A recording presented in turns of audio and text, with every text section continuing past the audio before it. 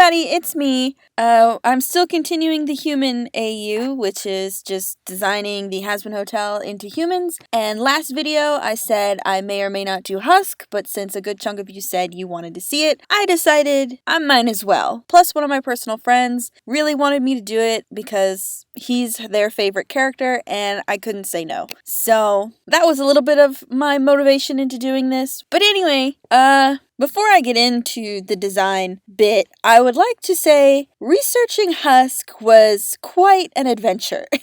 There is so much misinformation about him that I was very confused by, because when looking for references, a lot of the drawings of Husk have him in 30s fashion attire, and I was a little drawn back by that because after researching a bunch of stuff, it was kind of confirmed that Husk was in the Vietnam War, and that would have made him roughly somewhere in the 70s. And so seeing all those drawings of him in 30s attire made me a little bit confused because that fashion wouldn't have been for him. That's not something he would have worn exactly. And it just started to bug me a bit, and I usually ask my friends for advice, or, they help me look up stuff if I can't find any information, and we had the funniest, conversation about this, because I was so confused, and she was like, yeah, a lot of people keep drawing him in his 30s attire, but that's not even his death date, he died in the 70s, and I'm like,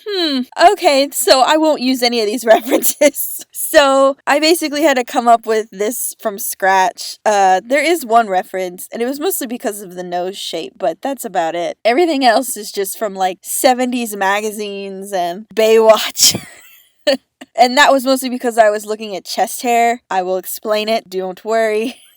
But I just thought it was hilarious, and because in our conversation we basically said that the only reason that people were drawing Husk in 30s attire was so that he would match Alistair, and I'm like, they wouldn't have known each other. Husk may be older than Angel and Alistair, but he is younger in his death years, so it's just weird, honestly, but hey, to each their own, man. On to a bit more of Husk's lore and trivia that I found quite interesting was the fact that Husk lives in Las Vegas, and I didn't know that at the time. I just assumed that he really liked poker, and I don't know why Vegas didn't connect with me, but finding that out really helped me out with the female design, because I'll explain that a little bit. Another part of information that Viv has said in one of, I'm assuming, a live stream, even though it hasn't been pinned down what race all the characters are, she did say that she has pictured Husk either being mixed with Russian or something else. I don't remember.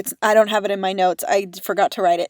But apparently he's supposed to be mixed, and that helped me out a little bit with his physique. And I'm gonna go with the Russian because, why not? So, considering that Husk will probably have been around 60 to 70 years old, I didn't want him to look too old because, I don't know, I'm not really good at drawing old people. I'm good at drawing foxy old people.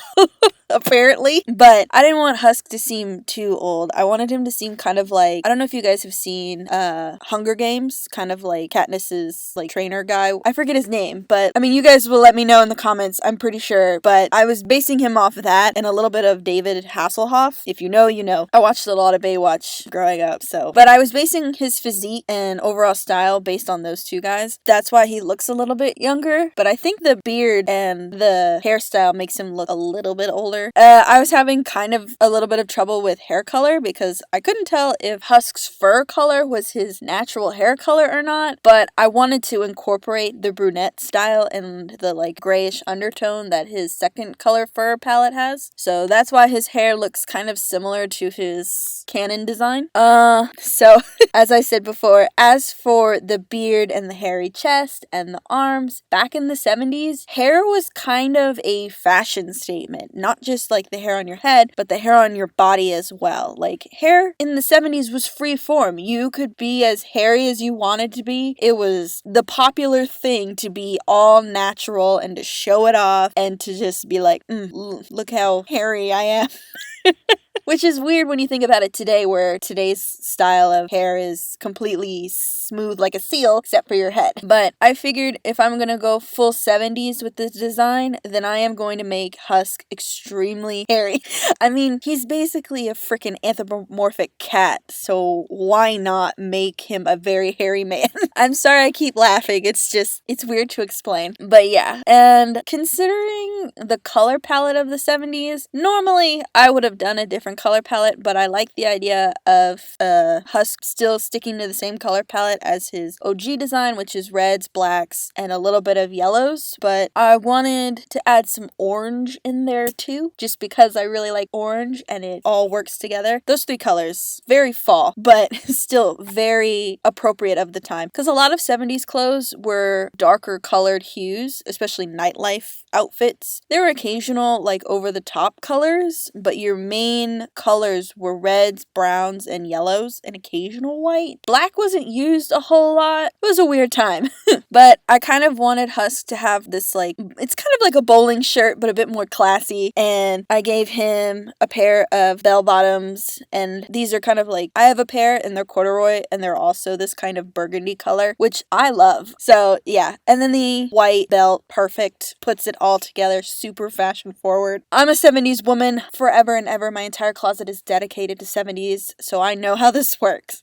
And then as for female Husk's design, her outfit is a bit more costumey in a way, the belt more than anything. But I figure since she also lives in Vegas and is a heavy drinker just as much as Husk is, she would probably parade the floors in this, like, sexy jumpsuit halter top thing, and the kind of like stripe style that I have, it's a little different than what would have been appropriate, but I feel like, you know, she either would have made this herself or this would have just been like a Vegas only kind of outfit. Now the belt is a bit more costume jewelry because a lot of the time 70s fashion didn't really incorporate a lot of jewelry or belts. If they did, it was similar to Husk, which is the big chunky belts and the big squares. So this like circle hoop thing is more costumey than anything, but I love it. I feel like it should have been incorporated more into fashion, but you know. And then I gave her white nail polish just to offset some of the more muted colors, and I gave her hair wings. Me and my roommate had a big fight about this. They are called wings, not Farrah Fawcett. But I did give her more grayish hair than male Husk because in my family, the men have always had darker hair than the women. My mom's gonna punch me, but she has already full gray hair and my dad still is brunette as ever.